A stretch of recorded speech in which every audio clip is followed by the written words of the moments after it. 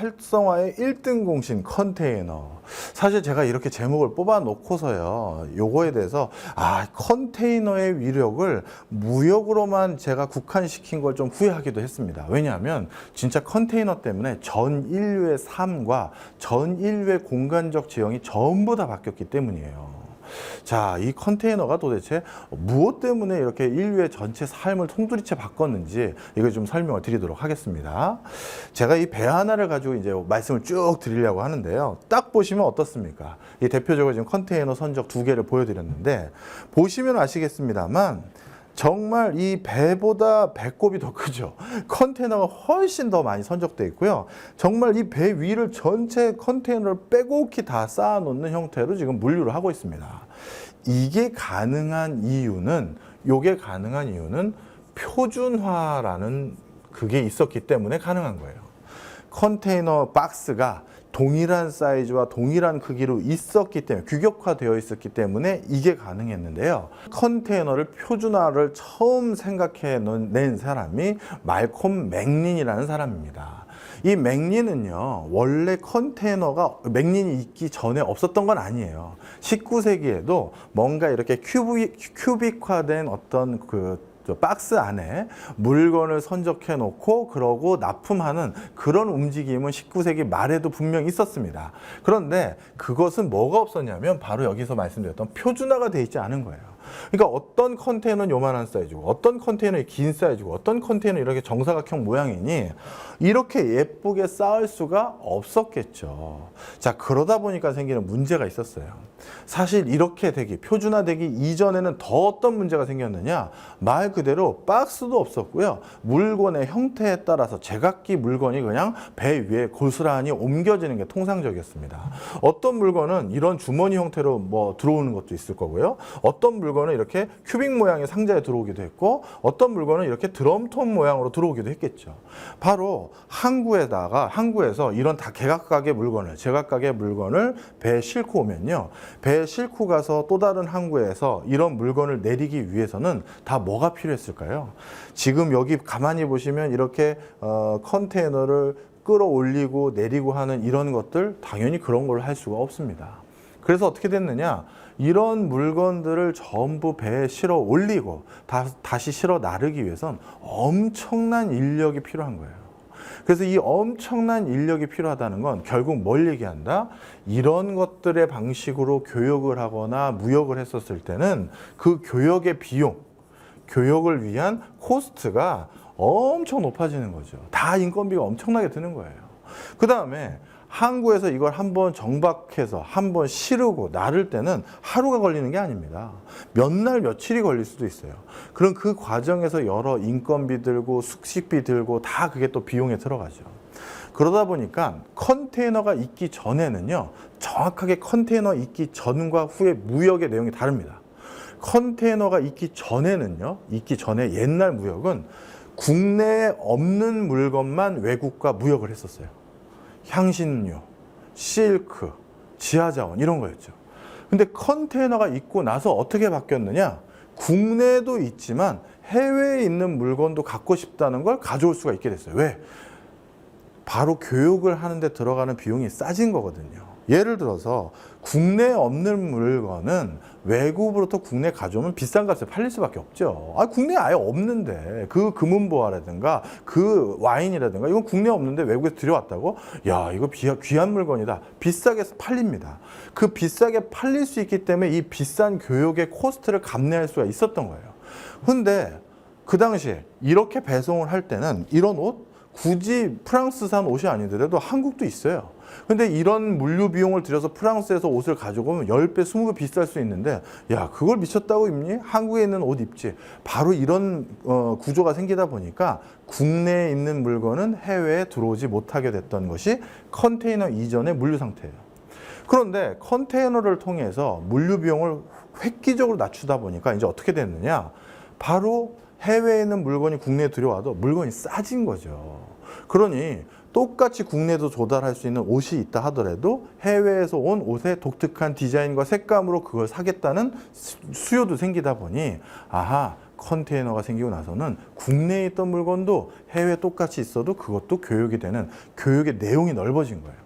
그 다음에 컨테이너 때문에 생긴 또 하나의 내용이 있습니다. 바로 물건을 만드는 데 있어서 전 세계적인 분업화가 이때부터 가능하기 시작합니다. 제가 지금 옷 하나를 입고 있는데요. 이게 세계적인 그 옷 만드는 회사가 만들었다고 하더라고요. 제가 특정 회사의 브랜드를 얘기할 수는 없습니다만 이 회사는요, 어떤 브랜드의 옷을 만들어주는 OEM 회사입니다. 리앤펑이라는 전 세계적인 옷 만들어주는 중국의 회사인데요. 이 회사는 그럼 옷을 자기 브랜드 없이 전 세계적인 뭐 폴로라든가 개비라든가 이런 데 옷을 만들어서 납품해주는 일을 하는데, 이 리앤펑이라는 곳에서 옷을 만드는 방법을 보면요, 참이 별거 아닌 옷이지만 이걸 한 나라에서 한 곳에서 만들 것 같지만 절대 그렇지 않습니다.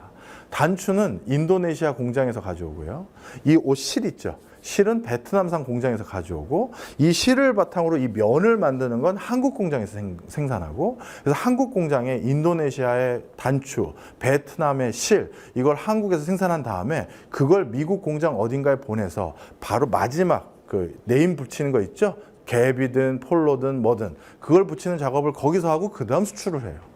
그러면 옛날에 이런 방식으로 단추를 하나 가져오고 옷감을 하나 가져오고 그 다음 면을 찍어서 다시 브랜드를 붙이기 위해서 어디를 보낸다? 불가능하죠. 불가능합니다. 그런데 바로 이렇게 표준화된 방식으로 물류 비용을 현격하게 낮춰줬기 때문에 그런 개별적인 분업이 가능한 거예요. 그래서 컨테이너는요, 전 세계적인 분업이 가능하도록 만들었던 1등 공신이 바로 컨테이너입니다. 그 다음 두 번째, 컨테이너 때문에 생기는 또 다른 것들이 있는데요. 그 변화 내용 중에 하나가 바로 내륙 도시의 중흥과 그 다음에 항만 도시의 약간 소멸이라는 표현은 그렇고요, 좀 기능 상실, 이렇게 표현하는 게 맞을 것 같아요. 자, 옛날에는요, 물류 비용이 이렇게 많이 들어갔기 때문에 어떻게 보면 이렇게 봉지로 팔거나 아니면 이런 큐빅으로 팔거나 아니면 이런 드럼통으로 파는 이런 다양한 물건을 만약에 내륙에서 생산했다? 그럼 내륙에서 생산해서 다시 한국까지 가져오는 물류 비용이 또 들어요. 항구에서 또다시 배에 올리기 위해서 수많은 인력들을 또 고용해야 되고요.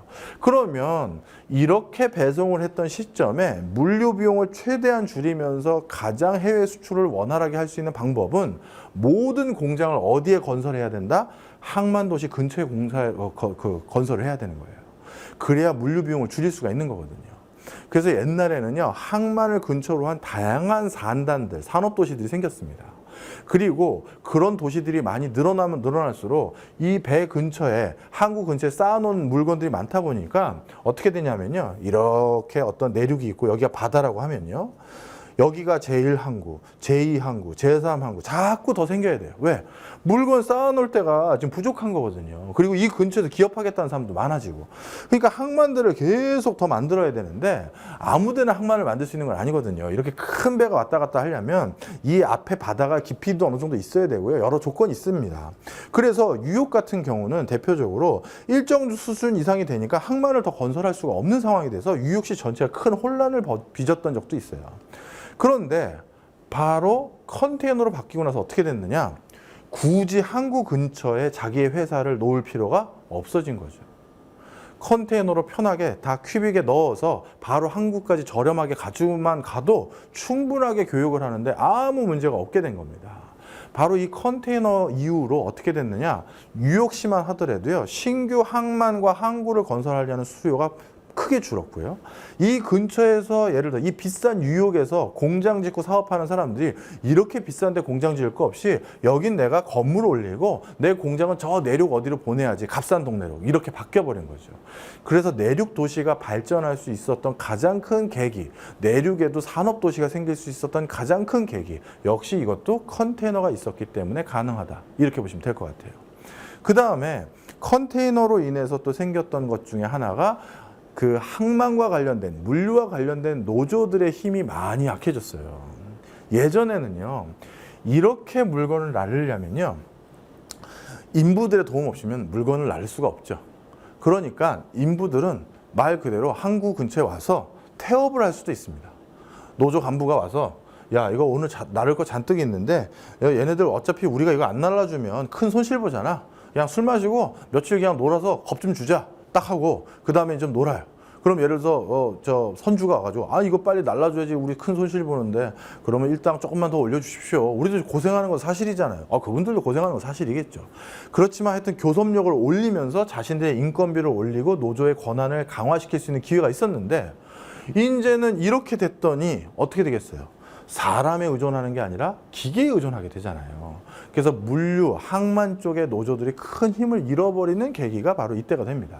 그래서 컨테이너 역사를 보시면 이렇게 진화 발전하던 게 이런 큐빅화된 컨테이너로 바뀌었는데 이게 그 당시 초창기에는 표준화되지 않았거든요. 표준화되지 않고 이게 한 50년 동안 표준화되지 못했던 이유가 항만 근처에서 일하고 있었던 노조들은 알았던 거죠. 이걸 표준화시키는 순간 우리가 많은 권한을 유실하겠구나 해서 그걸 막아왔습니다. 그런데 이게 언제 표준화가 됐느냐? 바로 베트남 전쟁 때문에 표준화됩니다.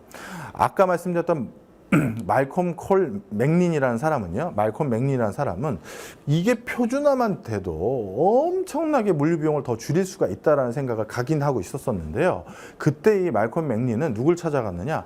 바로 베트남 전쟁을 수행하는 데 과정에서 군수 물자를 배송하는데 엄청난 물류 비용을 쏟아붓고 있었던 미국 정부를 찾아가요. 그래서 컨테이너만 표준화시켜도 그 물류 비용, 군수 물자를 나누는 물류 비용을 크게 줄일 수 있습니다라는 걸 제안하고요. 미국 군에서, 미국 정부에서 그걸 받아들입니다. 왜? 전쟁을 수행하는 비용을 크게 줄일 수가 있잖아요. 그래서 그 당시 최초로 미국이 컨테이너를 표준화했고요. 군수 물자를 나누는 비용을 현격하게 낮추는 그 효과를 톡톡히 봅니다. 그래서 그걸 바탕으로 컨테이너를 표준화했더니 이런 큰 물류 비용을 줄일 수 있구나라는 게 전 세계적으로 알려지게 됐고요. 근데 참 이 동전의 양면과 같죠. 물류 비용을 이렇게 절감하기 위해서 컨테이너를 표준화해 놨더니만 베트남 전쟁이 끝나고 나서 그 표준화된 컨테이너에 정작 물건이 실렸던 건 누구 물건이다? 일본산 제품이 표준화된 컨테이너에 실려서 미국을 공습하게 되죠. 그래서 미국의 저가의 일본산 제품들이 쏟아져 들어오기 시작하면서 미국 기업들이 추풍낙엽처럼 파산하거나 미국 기업들의 경쟁력을 상실하게 되는 바로 이런 또 비하인드 스토리가 있습니다. 바로 물류 시스템, 교역을 하는 방식, 이게 하나만 바뀌어도 도시의 발전의 흥망성쇠, 직업의 흥망성쇠, 국가 간의 흥망성쇠가 이렇게 크게 달라질 수 있음을 꼭 기억해 주셨으면 좋겠습니다.